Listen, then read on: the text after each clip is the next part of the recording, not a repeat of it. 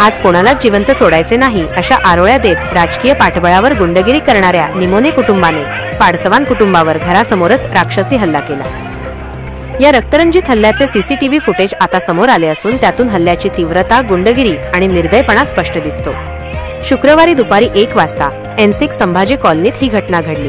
किराणा व्यापारी प्रमोद रमेश पाडसवान वय 38 यांचा रस्त्यातच मृत्यू झाला, तर वडील रमेश पाडसवान वय 60 आणि मुलगा रुद्राक्ष वय 17 गंभीर जखमी झाले। पाडसवान कुटुंबाने 2 वर्षांपूर्वी सिडकोची अतिरिक्त जमीन रीतसर विकत घेतली होती। मात्र या जमिनीवरून गेल्या 2 वर्षांपासून निमोने कुटुंबाशी वाद सुरू होता। गणेशोत्सवाच्या तयारी दरम्यान वाद पुन्हा पेटला।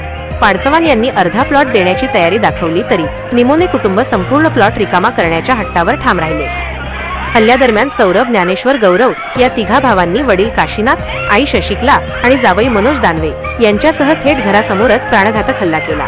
शशिकलाने हातात चाकू देत सर्वांना डोळे तोंड दाबून मारून टाका असे भडकावल्याचे प्रत्यक्षदर्शींनी सांगितले। सीसीटीव्ही फुटेजमध्येही स्पष्टपणे दोन्ही कुटुंबातील संघर्ष दिसून येतो। निमोने कुटुंबाने थेट चाकू आणि रॉडने हल्ला चढवत पाडसवान कुटुंबावर सपासप वार केले। यात प्रमोद रक्तबंबाळ अवस्थेत घरासमोर पडलेला दिसतो, तर त्याचा मुलगा आणि वडिलांना देखील बेदम मारहाण केल्याचे दिसून येते। प्रमोद पाडसवान यांच्या पाठीवर आणि पोटावर खोलवर वार झाले। रुग्णालयात पोहोचण्यापूर्वीच त्यांचा मृत्यू झाला। त्यांच्या 17 वर्षांच्या मुलाने स्वतः गंभीर जखमी असतानाही वडील आणि आजोबांना वाचवण्याचा आटोकाट प्रयत्न केला।